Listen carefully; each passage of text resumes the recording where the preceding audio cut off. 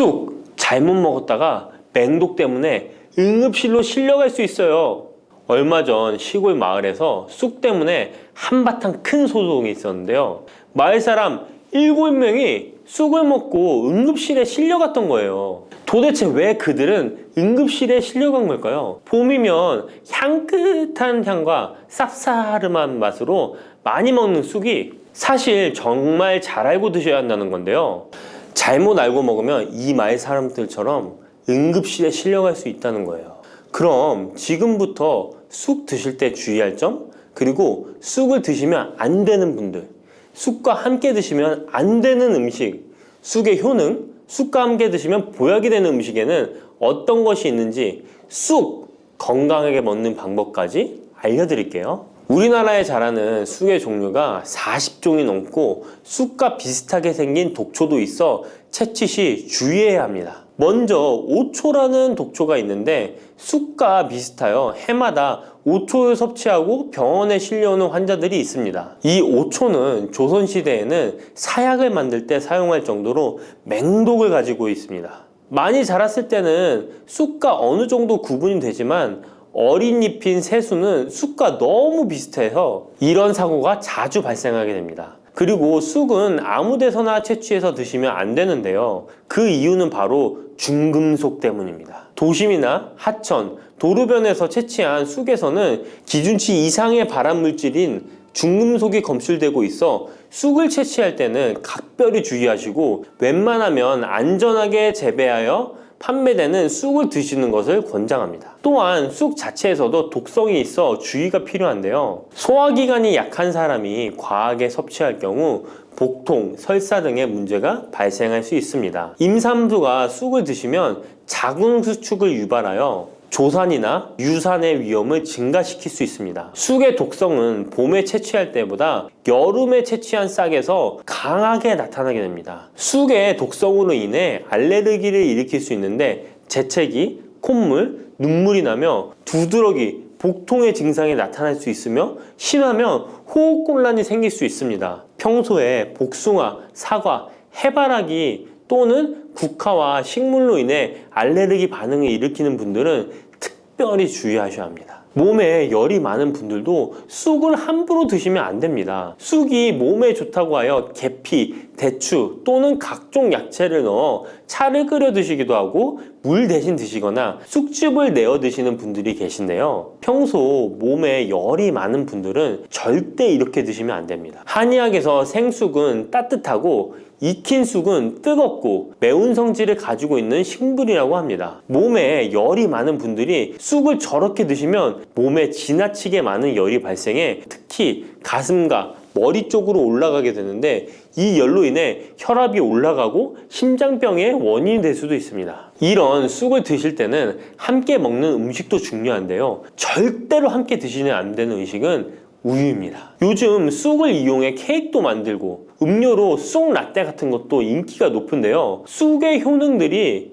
우유와 함께 먹으면 전부 사라지게 되는데요. 우유의 카제인 단백질이 쑥에 있는 폴리페놀과 결합하여 몸에 흡수되지 않고 배출되도록 만들기 때문입니다. 따라서 아무리 좋은 쑥도 우유와 함께 드시면 전혀 소용이 없다니 정말 아쉽죠. 이때 한 가지 방법이 있습니다. 우유 대신 아몬드유나 오트밀 같은 대체유를 사용하시면 이런 문제는 바로 해결이 가능해요. 그렇다면 쑥은 이렇게 주의할 점만 있을까요? 당연히 쑥에는 우리 몸에 좋은 효능들이 많은데요. 쑥의 효능 4가지 바로 알아볼게요. 첫 번째, 쑥의 효능은 염증 제거에 탁월한 효능을 발휘합니다. 쑥은 예로부터 약초로 많이 사용되어 왔고 현대 한의학에서도 쑥은 약재로 많이 사용하고 있습니다. 특히 쑥은 민간요법으로 상처에 붙여 감염을 방지하거나 혈관 내의 염증을 제거하는 데 사용되었는데요. 이러한 쑥의 사용법은 과학적으로도 올바른 방법으로 인정되고 있습니다. 이러한 항염증 효능은 쑥에 함유된 타닌 성분 때문인데요. 타닌은 몸속에 유해물질을 배출하는 데 도움을 주며 쑥 특유의 떫은 맛을 내는 역할도 하지만 항염, 항알러지 작용으로 아토피와 같은 알러지 체질을 개선하는 데 도움을 주기도 합니다. 그리고 혈액 정화 작용을 해주는 클로로필 성분이 풍부하여 혈관 내에 나쁜 콜레스테롤을 흡착하여 배출해 주어 혈액순환을 원활하게 해줍니다. 이뿐 아니라 클로로필은 혈액 내에 해로운 병균을 제거해주는 백혈구의 수를 늘려 염증을 억제하는 데 탁월한 효능을 발휘해 줍니다. 두 번째 쑥의 효능은 당뇨 개선에 탁월합니다. 쑥에는 이눌린이라는 수용성 식이섬유가 풍부한데요. 이 성분은 장에서 포도당의 흡수를 느리게 만들어 식후의 혈당이 급격히 오르는 것을 예방해 줍니다. 건강한 성인을 대상으로 한 최근의 한 연구에서는 이들이 쑥 추출물을 먹고 난 후에 식후 혈당이 눈에 띄게 낮아진 결과를 확인할 수 있었습니다. 그리고 클로로겐산이라는 성분이 많아 간에서는 포도당의 합성을 억제하고 근육에서는 포도당의 이용을 촉진해서 혈당 조절에 큰 역할을 해준답니다. 실제 연구에서도 클로로겐산은 공복 혈당과 당화혈색소가 크게 낮아지고 인슐린 감수성이 높아진 사실도 밝혀졌습니다. 그런데 이 두 가지 성분보다도 훨씬 더 중요한 것이 있는데요. 그것은 바로 시네올입니다. 시네올이 혈당 조절에 결정적인 역할을 하는데요. 췌장의 베타세포를 자극하여 인슐린 분비를 촉진시키며 말초 조직에서는 인슐린 감수성을 높이는 역할을 합니다. 시네올 말고도 쑥에는 이눌린, 클로로겐산, 폴리페놀 등 여러 생리활성 물질들이 복합적으로 작용해서 당뇨를 개선하는 효과를 나타내는 것이랍니다. 세 번째 쑥의 효능은 몸을 따뜻하게 해주는 역할입니다. 당뇨 개선에도 도움을 주는 시네올은 특유의 향을 내며 몸을 따뜻하게 해주는 효과가 있습니다. 시네올은 혈액순환을 촉진하고 면역력을 강화하는 데 도움을 주는데요. 특히 손발이 찬 수족냉증을 개선하는 데 효과적이며 신진대사를 원활하게 해주어 생리통, 생리불순 등의 여성 질환을 완화시키는 데에 큰 역할을 해줍니다. 쑥의 따뜻한 성질이 혈액순환을 촉진시키고 자궁의 기능을 강화해주기 때문이랍니다. 네 번째 쑥의 효능은 장을 건강하게 하여 변비를 예방하고 소화불량을 해결하는 데 도움을 주는 것입니다. 쑥에는 시금치보다 무려 3배나 많은 식이섬유를 가지고 있어 장 운동을 촉진하고 변비 및宿변 제거에 탁월합니다. 또한 시네올은 위장 점막의 염증을 완화하고 위장 내 유해균을 제거하여 소화장애를 예방하는 데 도움을 줍니다. 그리고 쑥에 함유된 비타민 A는 장내의 점막을 보호하여 장 건강을 유지하는 데 도움을 주며 항산화 작용에 뛰어난 비타민 C는 장내 유해균을 제거해 주어 장내 환경을 건강하게 해줍니다. 평소 소화가 잘 되지 않는 분은 쑥을 섭취하셔서 답답하고 더부룩한 증상을 해결하면 정말 좋겠죠? 근데 쑥을 드실 때 쑥만 드시는 게 아니잖아요. 다른 음식들과 같이 드시는데 쑥도 궁합이 맞는 음식이 따로 있다는 거 아시나요? 이렇게 몸에 좋은 쑥도 함께 드시면 보약이 되는 찰떡궁합 음식이 있습니다. 쑥과 함께 드시면 보약이 되는 첫 번째 음식은 쌀입니다. 쑥하면 생각나는 음식이 쑥떡 아닌가요? 어릴 적 쑥개떡을 맛있게 먹었던 기억이 있는데요. 쑥떡은 우리나라 사람들에게 사랑받는 음식입니다. 많은 분들이 나이가 들며 당뇨도 많이 생기고 혈당이 오르는 것을 염려하여 쌀밥을 줄이시는 경우가 많이 있는데요. 쌀은 우리 식단에서 빼놓을 수 없죠. 쌀은 70% 이상이 녹말로 구성되어 있어 우리 몸에 필요한 에너지를 제공하는 핵심 원료입니다. 이 녹말은 우리 몸에 거의 완벽하게 흡수되는데요. 쌀에는 6% 이상의 단백질도 함유되어 있어 근육에 필요한 활력과 에너지를 보충해주는 역할도 합니다. 하지만 쌀에는 지방,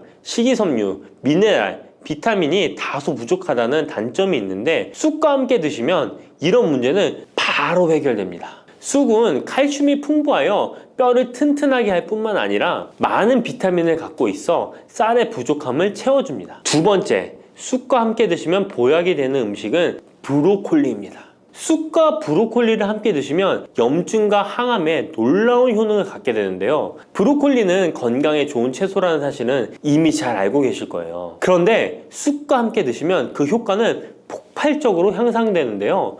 우선 철분의 흡수율이 2배 이상 높아집니다. 특히 철분이 부족한 산모뿐만 아니라 모든 연령대의 여성들에게 좋은 식품이 됩니다. 그리고 서로의 무기질과 비타민의 구성이 좋아 염증 해소에 정말 대단한 시너지 효과를 발휘하게 되는데요. 혈액이 산성화되어 염증이 생기는 것을 원천 차단해주고 세균에 대한 저항력도 길러주어 최고의 항암식품이 된답니다. 쑥과 브로콜리의 식이섬유가 함께 작용하면 놀라운 효능을 발휘합니다. 쑥에는 아테미신산이라는 식이섬유가 풍부한데 이 성분이 간에서 중성지방의 대사를 원활하게 하는데 도움을 줍니다. 이렇게 되면 지방간도 해결되며 몸에 지방이 저장되는 것을 막아주어 다이어트와 붓기 제거, 특히 뱃살 제거에 탁월합니다. 세 번째, 쑥과 함께 드시면 보약이 되는 음식은 계란입니다. 쑥과 함께 계란을 드시면 나이가 들면 많이 생기는 신경통과 손발 저림 증상을 해결할 수 있습니다. 특별히 여성들에게 도움이 많이 되는데요. 쑥의 따뜻한 성질로 인해 혈액순환이 잘 되고 몸의 붓기와 독소를 제거해주는 효과가 좋아 신경통, 저림 같은 증상을 진정시키는데 놀라운 효능을 발휘하는 것입니다. 계란의 단백질과 쑥이 만나 근육을 단단하게 만들어줍니다. 계란에는 단백질과 항산화 성분이 풍부하지만 비타민C가 부족한데 쑥에 많은 비타민C가 있어 계란의 부족한 부분을 채워줍니다. 쑥의 칼륨과 미네랄은 혈액 속에서 세포의 균형을 지켜주고 폐를 정화하여 폐 질환도 완화시켜줍니다. 또한 골다공증과 같은 뼈 질환을 예방해주기도 합니다. 그리고 쑥과 계란을 함께 드시면 뇌 건강에도 좋은데요. 계란의 콜린과 쑥의 비타민이 함께 기억력과 인지 능력을 향상시켜주고 뇌세포를 보호하여 치매를 예방해줍니다. 네 번째, 쑥과 함께 드시면 보약이 되는 음식은 콩나물입니다. 콩나물과 쑥은 식이섬유와 필수 아미노산이 풍부하여 소화 기능을 강화시키는데 탁월한 시너지를 발휘합니다. 콩나물에는 다양한 비타민과 미네랄이 풍부하여 자연적인 비타민 보충제 역할을 합니다. 콩나물에는 지방이 적지만 이를 쑥과 함께 섭취함으로써 체내의 염증을 줄이고 면역력 강화에 필요한 비타민C와 비타민 E를 보충할 수 있습니다. 쑥과 콩나물을 함께 드시면 피부 건강에도 매우 유익합니다. 콩나물이 함유된 실리카와 쑥의 비타민이 함께 작용하여 피부 탄력과 보습을 개선할 뿐만 아니라 노화를 예방하니 정말 좋은 궁합인데요. 쑥과 함께 먹으면 좋은 음식은 이렇게 많은데요. 그렇다면 쑥은 어떻게 먹어야 건강하고 맛있게 먹을 수 있을까요? 쑥떡 같은 음식은 이미 잘 알고 계시죠? 쑥을 잘 세척하여 말린 다음에 가루로 만들어 두시면 여러 요리에 사용하기 편리하고 오랫동안 보관하기에도 좋아요. 요거트에 쑥가루를 섞어 드시면 혈당 관리와 더불어 장 건강에도 도움이 됩니다. 밥 지을 때 잡곡과 함께 쑥을 넣어도 좋고 쑥 부침개, 쑥 전병 등을 만들어 드셔도 맛과 향이 좋습니다. 계란물에 쑥가루를 넣어 계란말이를 해 드셔도 되고 계란찜이나 계란국에 쑥을 넣어 드셔도 됩니다. 계란찜이나 계란말이를 만들 때 브로콜리까지 넣어 드시면 건강에 더욱 좋은 음식이 된답니다. 따뜻한 생강차 한 모금이 생각이 많이 나는데요. 저는 꼭 생강을 사다가 꿀을 넣은 생강청을 해놔서 자주 마시곤 합니다. 알싸한 생강차를 마시면 몸이 따뜻해지는 게 느껴지더라고요. 몸이 차신 분들은 생강이 몸을 데우는데 효과가 있다고 많이 들어보셨을 거예요. 과연 진짜 이 생강은 우리의 몸을 따뜻하게 해주는 효과가 있을까요? 또 어떤 방법으로 먹어야 효과가 좋을지 같이 알아볼게요. 생강은 다양한 건강 효능을 가지고 있어 요즘 많은 사람들이 주목하는 식품 중 하나인 거 알고 계시나요? 생강은 우리 몸에 여러 가지 유익한 성분들이 함유되어 있는데요. 그 중에서도 진저론, 쇼가올, 진저롤 성분들은 생강의 특유의 매운맛과 향을 내는 성분들이기도 합니다. 특히 이 성분들은 노년층에게도 유익한 성분이라서 건강관리에 큰 도움이 될 수 있는데요. 주목할 만한 생강의 대표적인 성분 3가지 바로 소개해 드릴게요. 생강의 첫 번째 성분은 진저론입니다. 진저론은 생강에서 가장 대표적인 활성 성분으로 생강의 매운맛과 특유의 향을 담당하고 있는데요. 진저론은 항산화 효능이 뛰어나며 세포 손상을 막아주고 노화를 예방하는 데 도움이 됩니다. 또한 진저론은 소염 작용을 가지고 있어 염증을 줄이고 통증 완화에도 효과가 있는데요. 류머티즘 관절염, 근육통, 기타 염증성 질환에 이 성분이 도움을 줄 수 있고 면역력을 증강시키는데 중요한 역할을 해서 특히 면역력이 약해질 수 있는 노년분들에게 매우 유익한 성분입니다. 생강의 두 번째 대표 성분은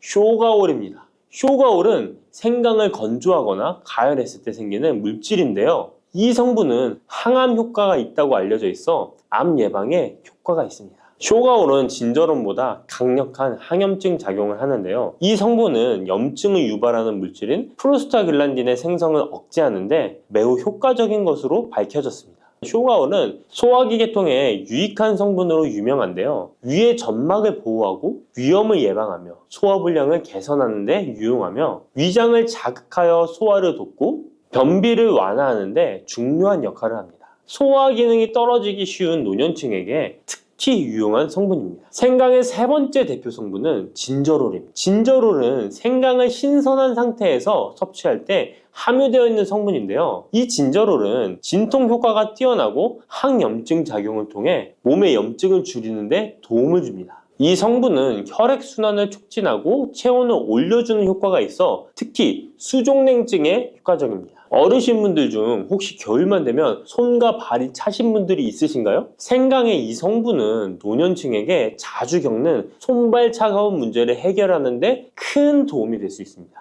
또한 항균과 항바이러스 성질을 가지고 있어 감염 예방에 도움을 받을 수 있으므로 호흡기 질환을 예방하고 증상을 완화하는 데 효과적인 성분입니다. 혹시 중국의 성인 공자를 아시나요? 누구든지 한 번쯤은 들어보셨을 텐데요. 공자는 살아생전에 먹는 음식도 매우 철저하게 관리했다는데요. 공자가 매 식사마다 생강을 빼놓지 않고 먹었다는 것 알고 계셨나요? 공자는 생강이 얼마나 몸에 좋은지 그 옛날부터 알고 있었던 것이죠. 공자는 73세에 생을 마감했는데 그 옛날 평균 수명을 생각하면 어마어마하게 장수를 했던 것이죠. 이렇게 건강에 좋은 생강, 생강이 왜 그렇게 좋은지, 생강이 이 우리 건강에 어떤 도움이 되는지 4가지 주요 효능을 소개해 드릴게요. 생강의 효능 첫 번째는 면역력 강화입니다. 서울대 노화연구소에서 꼽은 면역력에 좋은 식품 3가지 안에 이 생강이 포함되는 거 알고 계셨나요? 생강에는 아까 소개해드렸던 3가지 성분 진저론, 쇼가올, 진저롤이 포함되어 있어 면역력을 강화하는 데 매우 효과적입니다. 특히 항염증 효과가 뛰어나 몸의 염증을 줄여주고 면역 체계가 더 강하게 작동하도록 도와주는데요. 면역력이 떨어지기 쉬운 노년층에게는 자주 섭취하는 것이 좋은 식품입니다. 생강을 꾸준히 섭취하면 감기나 각종 질병에 걸리는 확률을 낮출 수 있다는 거 잊지 마세요. 생강의 두 번째 효능은 항산화 효과입니다. 미국 국립암연구소가 꼽은 항산화 식품 1등급인 생강은 진저론과 쇼가올 같은 성분이 포함되어 있는데요. 이 성분들은 강력한 항산화 효과를 가지고 있으며 이 항산화 물질은 우리 몸에서 자유 라디칼이라는 유해 물질을 제거해 주어 노화, 염증, 심혈관 질환과 각종 질병을 예방하는 데 중요한 역할을 합니다. 특히 생강은 세포의 산화 스트레스를 줄이고 피로 회복과 노화 방지에 효과적이어서 건강한 노년을 위해 꼭 필요한 식품이라고 할 수 있죠. 생강의 세 번째 효능은 바로 수족냉증 완화입니다. 수족냉증은 특히 노년층에게 흔하게 나타나는 증상 중 하나인데요. 손발이 차가워지고 특히 겨울철에 더 불편함을 겪는 분들이 많으시죠. 생강은 혈액순환을 촉진시켜주는 효과가 있어 수족냉증을 완화하는 데 탁월합니다. 생강의 진저롤 성분이 체온을 높여주고 혈관을 확장시켜서 손발이 따뜻해지는 데 도움을 줍니다. 또한 한의학에서는 생강이 몸의 찬 기운을 밖으로 내보내주고 또 몸 안에 열을 발산해주는 효능이 있다고 유명한데요. 우리 옛 조상부터 이 생강이 몸을 따뜻하게 해주는 효과가 있다는 것을 알고 있었던 것이죠. 생강의 네 번째 효능은 소화불량 개선입니다. 예전처럼 많이 먹지도 않았는데 속이 더부룩하신 분들 많이 계시죠. 소화불량은 나이가 들면서 자주 겪게 되는 문제인데요. 생강은 소화불량을 개선하는데 매우 효과적입니다. 생강에 포함된 쇼가올 성분은 위장의 운동을 촉진시키고 위염을 예방하는 데 도움이 되는데요. 또한 메스꺼움이나 구토 증상을 완화시켜주기 때문에 특히 소화기 계통에 문제가 있는 분들에게 좋습니다. 그런데 이렇게 좋은 생강 그냥 차로만 드시고 계시는 분 많으시죠? 각 방법은 그에 맞는 효능을 더욱 잘 발휘할 수 있기 때문에 여러 방법으로 생강을 활용하는 것이 좋습니다. 차로 드시는 것 말고도 여러 가지 섭취하는 방법에 대해 자세히 알려드릴게요. 첫 번째 방법은 가장 간단한 방법으로 생으로 먹는 것입니다. 생강을 얇게 썰어서 샐러드나 요리에 넣어 먹을 수 있는데요. 생으로 먹을 경우 생강의 모든 효능을 그대로 섭취할 수 있으며 항산화와 항염 효과를 가장 잘 느낄 수 있습니다. 물론 그 특유의 매운맛이 강하기 때문에 매운맛을 좋아하지 않는 분들은 식초에 절여주시거나 물에 조금 담가 매운기를 확 빼고 드시거나 생으로 조금 먹는 것이 좋습니다. 두 번째 방법은 생강을 말려서 먹는 방법입니다. 생강을 건조해서 차나 국물에 넣어 먹을 수 있는데요. 볕이 잘 들고 통풍이 잘 되는 곳에 말리셔도 되고 아니면 음식 건조기에 넣고 말리셔도 됩니다. 말린 생강은 소화 기능을 더욱 돋고 소염작용을 강화하는 데 효과적입니다. 또한 말린 생강은 장시간 보관이 가능하고 생강의 매운맛이 부드럽게 중화되어 편하게 섭취 가능한데요. 체온을 높여주는 효과가 있어 겨울철에 특히 유용합니다. 차로 끓여 마시면 몸을 따뜻하게 해주고 피로 회복에도 도움이 됩니다. 세 번째 방법은 생강을 가루로 내서 먹는 방법입니다.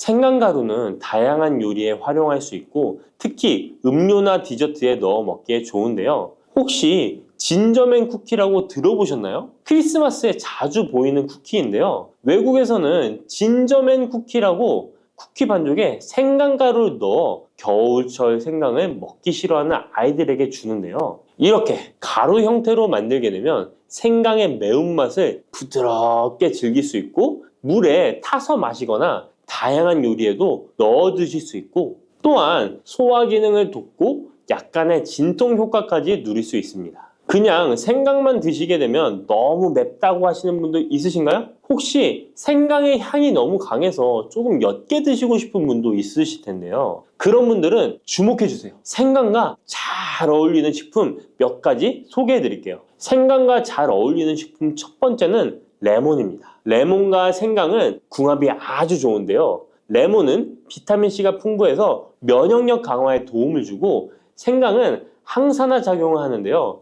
두 가지를 함께 섭취하면 서로 효과가 극대화돼서 특히 감기 예방에 탁월합니다. 또한 레몬은 소화 촉진에 도움을 주며 생강도 소화불량 개선에 뛰어난 효능이 있는데요. 이 둘을 함께 드시면 소화 기능이 개선되고 면역력 강화와 항산화 효과까지 배가 된다는 것 잊지 마세요. 생강과 레몬은 레몬 생강차나 레몬과 생강을 함께 넣은 샐러드로 드시는 것을 추천드립니다. 생강과 궁합이 좋은 식품 두 번째는 강황입니다. 강황은 생강과 함께 먹으면 항염증, 항암, 면역력 증진 효과가 매우 강력해지는데요. 강황의 주성분인 커큐민은 항염증과 항산화 작용이 뛰어나 생강의 진저론, 쇼가올, 진저롤과 함께 염증을 줄이고 세포 보호 효과를 극대화할 수 있습니다.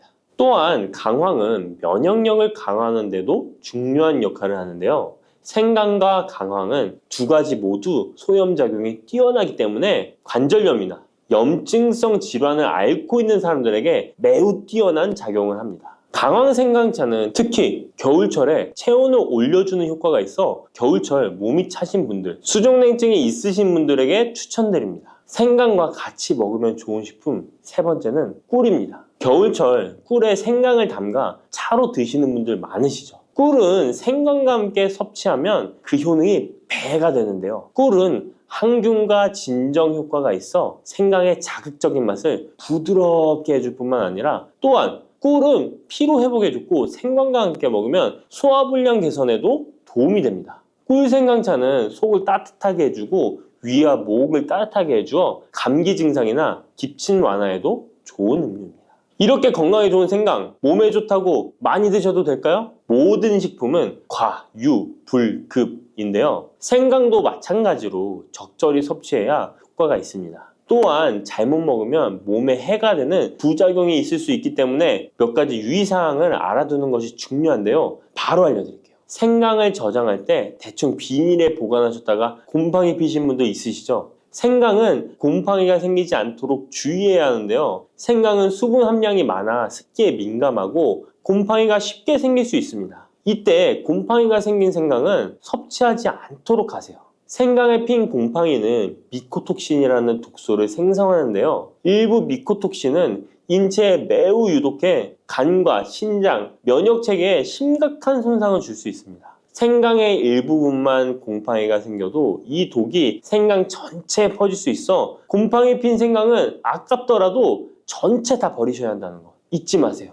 곰팡이가 피지 않도록 생강을 보관할 때는 통풍이 잘 되는 곳에 보관하고 습기가 많은 곳은 피하는 것이 좋습니다. 생강은 많은 효능을 가지고 있지만 과다 섭취할 경우 부작용이 있을 수 있는데요. 너무 많이 지나치게 먹으면 속이 쓰리거나 위염이나 위장장애를 일으킬 수 있습니다. 하루에 2에서 3g 정도로 섭취하는 것이 적당하며 위장에 민감한 분들은 조금 더 적은 양을 섭취하는 것이 좋다는 것 기억하세요. 여러분, 달콤 쌉쌀한 계피 좋아하시나요? 저는 향긋한 수정과도 좋아하고 계피가루를 얹은 라떼도 매우 좋아하는데요. 계피는 단순히 향긋한 맛을 주는 향신료 이상의 효능을 가지고 있다는 것 알고 계신가요? 우리가 몰랐던 계피의 효능은 함께 먹으면 좋은 음식들 그리고 주의할 점까지 자세히 알려드릴게요. 첫 번째 계피의 효능은 바로 암 예방 효과입니다. 계피는 항산화 성분이 풍부한 음식인 거 아시나요? 우리나라뿐만 아니라 전 세계적으로 계피는 많은 사랑을 받고 있는데요. 향이 좋을 뿐만 아니라 계피의 효능 또한 뛰어나기 때문입니다. 계피에는 항산화 물질이 함유되어 있는데요. 이런 항산화 물질은 우리 몸의 세포가 노화되거나 손상되는 것을 막아주는 역할을 합니다. 특히 계피에 들어있는 시나믹 알데하이드라는 성분이 강력한 항암 효과를 가지고 있어 암세포의 성장을 억제하는 효과가 있는 것이죠. 연구에 따르면 계피는 특히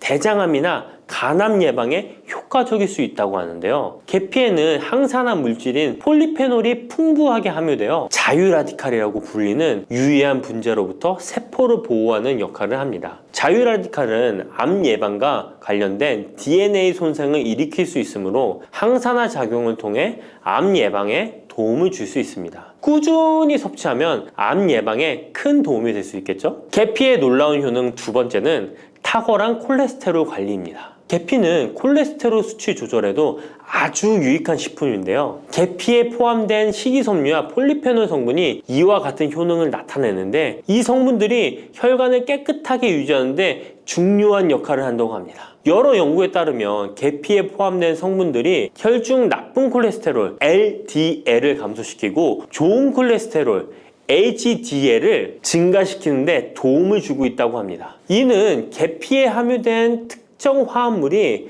콜레스테롤의 흡수를 억제하고 간에서 콜레스테롤의 생성을 감소시키는 작용을 할 수 있다는 것을 의미합니다. 계피는 체내에서 지방의 축적을 막고 혈관의 건강을 유지하는 데도 중요한 역할을 한다고 알려져 있죠. 고지혈증이나 고콜레스테롤 혈증은 심혈관 질환을 일으킬 수 있는 중요한 위험 요소로 알려져 있는데요. 계피는 이런 위험 요소를 관리하는 데 도움을 줄 수 있답니다. 따라서 계피를 적당히 섭취하면 콜레스테롤을 관리하는 데 유익하다고 할 수 있습니다. 심혈관 질환이 걱정되시는 분들에게는 정말 좋은 식품이죠. 세 번째, 계피의 아주 놀라운 효능은 바로 당뇨병 예방입니다. 당뇨병은 많은 분들이 고통받고 있는 질병이죠. 주위에 당뇨병 때문에 혈당 관리하시는 분들 자주 볼 수 있는데요. 그런데 계피가 당뇨병 관리에 큰 도움이 된다고 하니 놀랍지 않나요? 계피에 함유된 크로모라는 성분이 인슐린 민감성을 높여주어 혈당 수치를 안정시키는데 도움을 줄 수 있다고 하는데요. 연구에 따르면 계피를 꾸준히 섭취한 사람들은 식후 혈당이 급격하게 상승하는 것을 막을 수 있다고 합니다. 또한 계피에 포함된 시네믹 알데하이드 성분이 인슐린 민감도를 높여주고 혈당 수치를 안정시키는데 도움을 준다고 알려져 있죠. 이 성분이 인슐린이 더 잘 작용하도록 돕기 때문에 혈당을 효과적으로 조절하는데 도움을 주는 역할을 할 수 있습니다. 우리나라보다 더 계피를 좋아하는 인도에서 계피 섭취와 대사증후군에 관련한 실험이 진행되었는데요. 인도 델리 학교에서 진행한 실험 연구에 따르면 대사증후군이 16주이 있는 116명을 두 그룹으로 나눈 뒤 16주간 한 그룹은 계피 추출물을 섭취하고 다른 한 그룹은 계피가루가 들어있다고 속인 가짜 약을 섭취하게 했는데요. 16주 뒤 확인했더니 계피 추출물을 먹은 그룹은 가짜 약을 먹은 그룹에 비해 대사증후군에 악영향을 주는 체중, 혈당, 콜레스테롤 등의 수치가 개선되었다고 합니다. 참으로 놀랍죠. 물론 계피를 꾸준히 섭취하는 것만으로도 당뇨병을 완전히 예방할 수 있는 것은 아니지만 식이요법에 포함시킬 수 있는 좋은 재료라는 점은 분명합니다. 네 번째, 계피의 놀라운 효능은 바로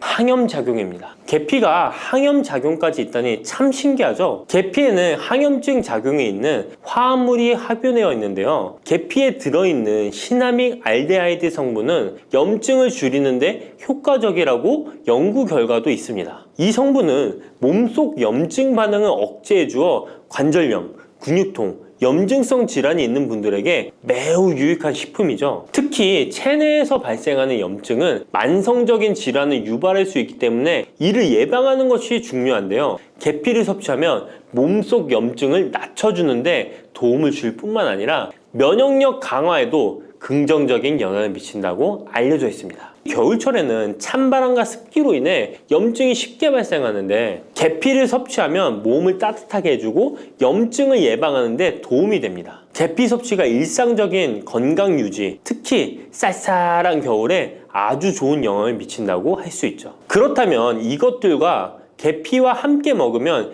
계피의 효능이 2배가 된다는데요.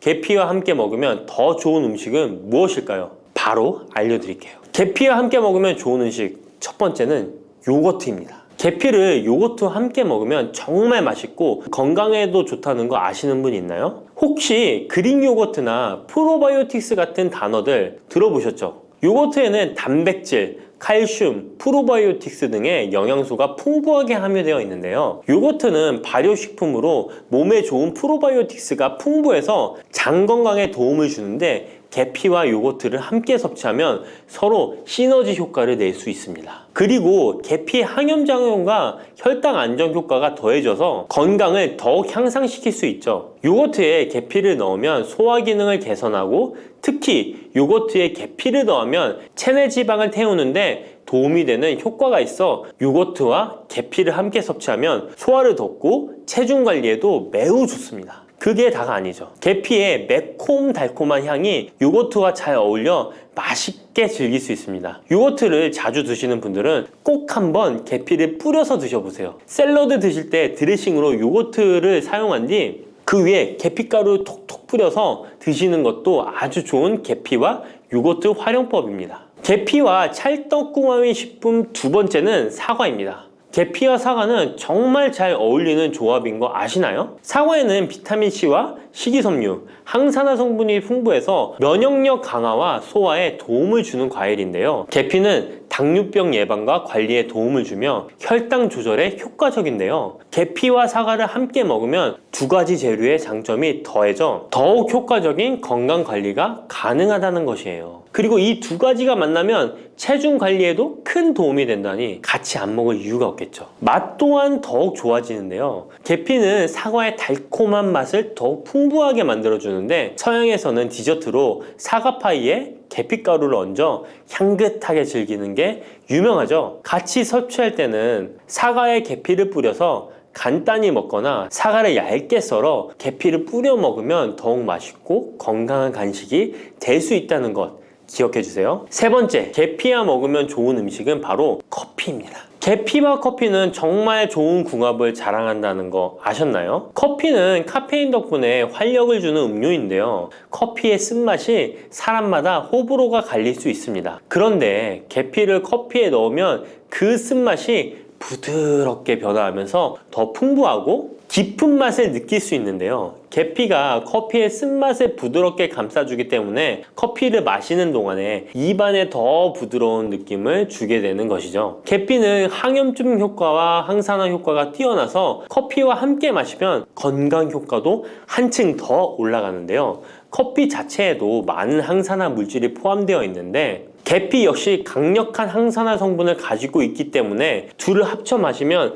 체내 염증을 줄여주고 세포를 보호하는 효과를 볼 수 있는 것이에요. 계피와 커피를 함께 마실 때 또 다른 장점이 있는데요. 그건 바로 혈당 조절에 있습니다. 커피는 그 자체로 혈당을 빠르게 올리는 경향이 있는데요. 계피가 이 과정을 완화시켜주면서 커피를 드실 때 혈당이 급격하게 상승하는 것을 방지할 수 있습니다. 그래서 당뇨가 있으신 분들께도 이 두 음료의 조합은 매우 추천드립니다. 그렇다면 계피와 커피는 어떻게 함께 먹는 게 좋을까요? 계피와 커피를 함께 즐기기 위한 가장 간단한 방법은 계피가루를 커피에 넣는 것인데요. 커피가 다 내려준 후 4분의 1티스푼의 계피가루를 넣고 잘 저어주면 계피의 향이 커피와 자연스럽게 어우러져 향긋한 커피 한 잔을 만들 수 있습니다. 계피를 너무 많이 넣으면 커피의 맛이 너무 강해질 수 있으니 적당량을 넣어주는 것 잊지 마세요. 또한 계피 스틱을 사용해 커피를 우려내는 방법도 있는데요. 커피를 내린 후에 계피 스틱을 커피에 넣고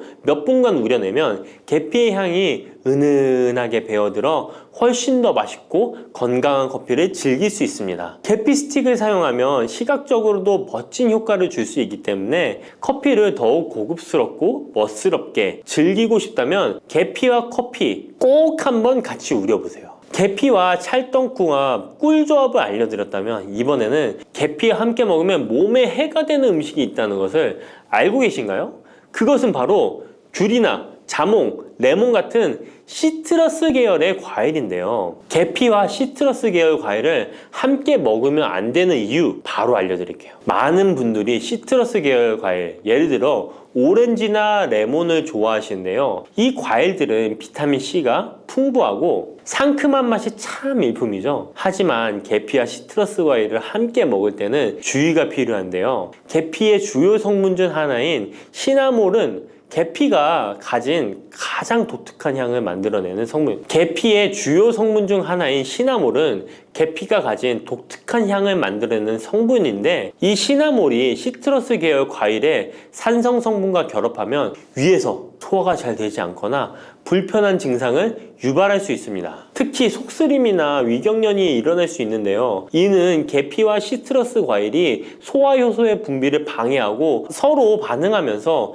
위에 자극을 주기 때문입니다. 거기에다 시트러스 과일의 산도가 더해져 위산이 과도하게 분비될 수 있기 때문에 계피와 오렌지, 레몬, 귤과 같은 과일들을 함께 먹는 것은 피하는 것이 좋습니다. 만약 계피와 과일을 함께 즐기고 싶다면 아까 알려드렸던 사과도 매우 좋고 아니면 배도 계피와 잘 어울리는데요. 이러한 과일 소화에도 부담을 주지 않기 때문에 이제부터 계피와 과일을 함께 드시고 싶다면 꼭 유의해 주세요. 계피가 많은 효능을 가지고 있지만 부작용도 있을 수 있는데요. 계피를 섭취할 때 주의할 점은 무엇일까요? 그건 바로 과다 섭취, 간에 손상을 줄 수 있기 때문입니다. 계피는 적당히 섭취하면 건강에 많은 도움을 주지만 과다 섭취 시에 간에 부담을 줄 수 있다는 거 아셨나요? 특히 일반적으로 판매되는 카시아 계피는 쿠마린이라는 성분을 포함하고 있는데요. 이 성분은 과다 섭취 시에 간 손상을 일으킬 수 있습니다. 쿠마린은 간 독성을 일으킬 수 있는 물질로 알려져 있기 때문에 계피를 과다하게 섭취하는 것은 최대한 피하는 것이 좋겠죠?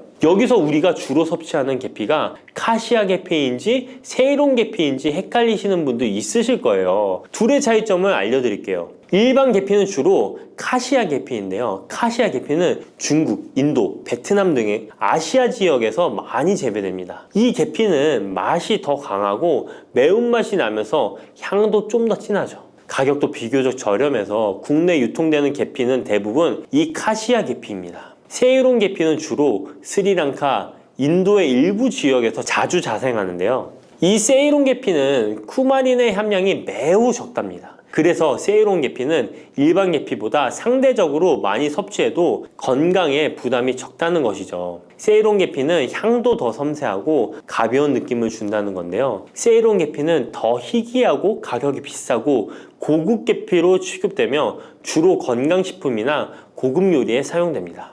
앞서 말했듯이 우리가 쉽게 구할 수 있는 계피는 카시아 계피인데요. 그래서 섭취할 때는 보통 하루에 1에서 2g 정도 섭취하는 것이 안전한 양으로 권장되고 있고, 과다 섭취로 계피의 부작용을 경험하고 싶지 않으시다면 계피를 섭취할 때는 적당량을 지키는 것이 중요합니다. 꼭 기억해 주세요. 혹시 연세가 들수록 생기는 주름과 잦은 기침, 그리고 관절 통증을 동시에 조금이라도 완화할 수 있는 방법이 있을까? 라고 궁금해 보신 적 있으신가요? 오늘은 이 한 가지 물음에 대해 함께 해답을 찾아보려고 합니다. 특히 60대 이상의 여성 환자분들에게 과도한 시술이나 고가의 화장품 없이도 건강과 피부를 동시에 돌보실 수 있도록 꿀 활용 비법을 차근차근 안내해 드리겠습니다. 이 영상을 끝까지 살펴보시면 주름 완화와 기침 감기 예방, 그리고 관절염 증상 관리에 조금이라도 도움이 될 팁들을 만나보실 수 있을 거예요. 그럼 지금부터 본격적으로 시작해 보겠습니다. 환자분들께서는 보통 꿀을 달콤한 감미료나 차에 넣어 마시는 정도로만 생각하실 텐데요. 실은 꿀이 아주 오래전부터 여러 전통의학과 민간요법에 널리 쓰였다는 사실 알고 계셨나요? 현대에 와서는 꾸준한 연구를 통해 피부 노화의 진행을 늦추고 기침 감기 증상을 완화하며 심지어 관절 통증에도 긍정적인 영향을 줄 수 있다는 이야기가 보고되고 있습니다. 첫째로 꿀에는 활성산소를 억제하는 여러 항산화 성분이 풍부합니다. 이는 주름, 잡티, 기미 등 노화 현상을 지연시키는데 도움을 줄 수가 있죠. 게다가 꿀 특유의 점성, 당 성분은 피부 표면에 보호막을 형성해 주는데 건조해지기 쉬운 60대 이후의 피부를 촉촉하게 유지하도록 돕는 역할을 합니다. 둘째로 기관지 건강에 유익한 점도 빼놓을 수 없습니다. 예전에 목이 아프거나 기침이 날 때 따뜻한 꿀물을 마시라는 조언을 들어보신 적 있으실 텐데요. 실제로 꿀이 목과 기관지를 부드럽게 감싸주고 항염 및 항균 작용을 통해 감기나 기침을 어느 정도 완화하는 데 도움이 된다는 연구 결과가 있습니다. 셋째로 관절염으로 힘들어하시는 분들께도 꿀이 보조적 역할을 할 수 있습니다. 꿀에 함유된 항염증 성분이 다른 특정 식재료와 함께 섭취될 때 관절 통증 완화에 시너지를 낸다고 여겨지거든요. 그렇다면 이처럼 이로운 꿀을 피부와 건강 관리에 구체적으로 어떻게 적용할 수 있을까요? 60대 이후로 주름이 많아지고 탄력이 떨어지는 건 흔한 고민입니다. 일부 환자분들께서는 고가의 화장품이나 레이저 시술 등을 떠올리시기도 하지만 사실 집에서 간단히 꿀팩만 꾸준히 해주셔도 어느 정도 도움을 받을 수 있습니다. 우선 필요한 재료와 만드는 과정을 살펴볼까요? 첫 번째로 국산 천연꿀 한 큰술, 무가당 플레인 요거트 한 큰술, 그리고 올리브 오일 35방울 정도를 준비해주세요. 꿀에 알레르기가 있으시다면 프로폴리스 원액 반 큰술로 대체할 수 있습니다. 깨끗한 그릇에 이 세 가지를 넣고 나무나 플라스틱 스푼으로 잘 섞어주시면 기본 팩이 완성됩니다. 이제 세안 후에 눈가나 입가처럼 피부가 얇은 부위에는 살살 발라주시고 볼이나 이마, 턱 부위에는 부드럽게 펴 발라주세요. 10분을 넘기지 않는 것이 핵심입니다. 오래 두면 오히려 꿀이 피부의 수분을 빼앗아갈 수 있으므로 10분 이내에 미지근한 물로 꼼꼼히 씻어내시길 권장합니다. 그런 다음에 수건으로 톡톡 두드려 물기를 제거하고 평소 쓰시는 보습제를 가볍게 덧바르면 좋습니다. 일주일에 2-3번 정도만 해도 피부가 한결 부드러워지고 보습감이 좋아졌다는 분들이 많습니다. 60대 이후 심해지는 건조 증상을 막기 위해 천연팩을 습관화해 주시면 큰 비용 없이도 윤기 나는 피부를 기대해 볼 수 있습니다. 그렇다면 바르는 것 외에 꿀을 섭취함으로써 기대할 수 있는 이점은 무엇일까요? 기온이 낮아지거나 일교차가 큰 시기에 기침, 감기가 찾아오면 특히 60대 이상이신 분들은 면역력이 떨어져 있어 더 자주 앓게 되시죠. 이때 다양한 음식에 꿀을 곁들여 드시면 시너지 효과를 볼 수 있습니다. 계피와 꿀의 조합은 체온을 올리는 데 도움이 되어 면역력에도 좋다고 알려져 있습니다. 따뜻한 물 한 컵에 꿀 한 스푼과 계피가루 반 티스푼을 넣어 아침 저녁으로 드셔보세요. 몸을 따뜻하게 하는데 일조하고 감기 예방에도 도움을 줄 수 있습니다. 무와 꿀을 함께 섭취하는 방법도 자주 있는데요. 무에 함유된 시니그린 성분은 기침과 가래를 완화해 준다고 합니다. 무를 얇게 썰거나 채 썰어 꿀에 재운 뒤에 목이 따끔거리거나 기침이 심할 때 한 스푼씩 드시면 간편하면서도 인기가 좋죠. 추가로 오미자와 꿀, 생강과 꿀, 마늘과 꿀 조합도 잘 알려져 있습니다. 오미자와 꿀은 기관지를 보호하고 마른 기침을 줄이는데, 생강과 꿀은 몸을 따뜻하게 하면서 감기 초기 증상을 누그러뜨리고, 마늘과 꿀은 전반적인 면역력과 혈액순환 개선에 보탬이 된다는 후기가 있습니다. 이처럼 효능이 뛰어난 꿀을 고를 때 무엇을 기준으로 봐야 하며 또 어떻게 보관해야 좋은 효과를 온전히 누릴 수 있을까요? 시중에 나와 있는 꿀 중에서는 벌에게 설탕물을 먹여서 인위적으로 채밀한 사양꿀도 있고, 벌이 꽃에서 직접 채밀한 천연꿀도 있습니다. 가격이 너무 싼 꿀은 사양꿀일 가능성이 높으므로 구입 시에 조금 더 세심한 확인이 필요합니다. 보통 국산 천연꿀은 탄소 동위원소 비율 검사에서 22에서 33% 사이가 나오곤 합니다. 실구매 시에는 국산 벌꿀 혹은 천연 벌꿀이라고 명시되어 있는지, 어느 지역 양봉장에서 생산했는지도 꼼꼼히 살펴보세요. 보관할 때는 꿀이 항균 작용 덕분에 오래 보관해도 잘 상하지 않는다고 하지만, 높은 온도나 직사광선을 장기간 받으면 향과 맛이 변질될 수 있으니까 유의하셔야 합니다. 가능하면 직사광선을 피한 서늘한 실온에서 보관하고, 꿀을 덜었을 때는 깨끗한 나무나 플라스틱 스푼을 사용해 주세요. 사용한 수저에 다른 음식물이 남아있는 상태로 꿀병에 넣었다 빼면 세균이 옮을 수 있으니까 특히 조심하시길 바랍니다. 그렇다면 꿀을 일상 속에서 좀 더 쉽고 효과적으로 활용하는 방법은 무엇이 있을까요? 아침에 일어나서 몸이 찌뿌둥하거나 속이 메스꺼울 때, 혹은 기침으로 목이 까슬거릴 때 간단히 꿀을 곁들여 보시는 걸 권합니다. 예를 들어 공복 상태에서 따뜻한 물에 계피와 꿀 또는 생강과 꿀을 타서 마시면 소화에도 도움이 되고, 목이 불편할 때 기침 완화에 부가적 효과가 있을 수 있어요. 점심이나 저녁 식사 후에는 후식으로 빵이나 과자 같은 부담스러운 음식 대신에 무와 꿀을 차로 드셔보시는 것도 좋습니다. 무가 가래를 묽게 해주고, 꿀이 기관지를 보호하면서 적당한 단맛을 더해주므로 속을 편안하게 해준다는 의견이 있습니다. 또 주에 2회에서 3회 정도 꿀팩을 해주시면 건조함과 탄력 저하가 심화되는 것을 어느 정도 지연시킬 수 있습니다. 저녁에 세안 후에 10분 이내로 꿀팩을 마친 뒤에 미온수로 씻어낸 다음에 가벼운 보습제를 발라주시고 주무시면 다음날 아침에 피부가 좀 더 부드럽게 느껴지실 거예요. 팩 전에 따뜻한 수건으로 2분 정도 찜질하고, 팩을 바른 후에 손바닥으로 1분 정도 온열 마사지를 해주시면 효과가 더 커진다고 합니다. 이제 꿀을 쓰시면서 지켜야 할 유의사항도 함께 살펴볼게요. 먼저 꿀이나 올리브 오일, 요거트 등에 개인적으로 알레르기가 있을 수 있으므로 처음 사용 전에는 팔 안쪽이나 귀 뒷부분에 테스트를 해보시는 편이 안전합니다. 24시간 내에 가려움이나 붉어짐이 없으면 얼굴이나 다른 부위에 써보셔도 됩니다. 당뇨 환자분들은 바르는 것은 괜찮지만 먹는 것은 주의를 요합니다. 꿀은 당 함량이 높으므로 반드시 주치의나 영양사와 상의한 뒤에 섭취량을 조절하셔야 돼요. 또한 꿀팩을 오래 할수록 좋을 거라 생각하시고 30분 넘게 방치하시는 분도 계신데, 이는 오히려 피부 수분을 뺏길 수 있으니까 10분 이내로 제한해 주세요. 꿀이 잘 상하지 않는 식품이긴 하지만 보관이 부적절하거나 개봉 후에 시간이 지나면 변질 가능성이 많이 생깁니다. 냄새, 색깔이 평소와 달라졌다면 과감히 버리고 새 제품을 쓰시는 게 안전하죠. 여기까지 꿀의 다양한 활용법과 주의점을 살펴봤는데, 일부 환자분들은 잠깐 시도해보고 효과가 없으면 어쩌죠? 라는 고민을 하실 수 있습니다. 이럴 땐 어떻게 접근하시면 좋을까요? 꿀팩을 몇 번 해보고 며칠 계피 꿀물만 마신 뒤에 이렇다 할 차이가 없네 이러면서 금방 포기하기도 쉽습니다. 하지만 60대 이상의 경우에는 이미 피부와 신체가 예전과 많이 달라져 있기 때문에 한순간에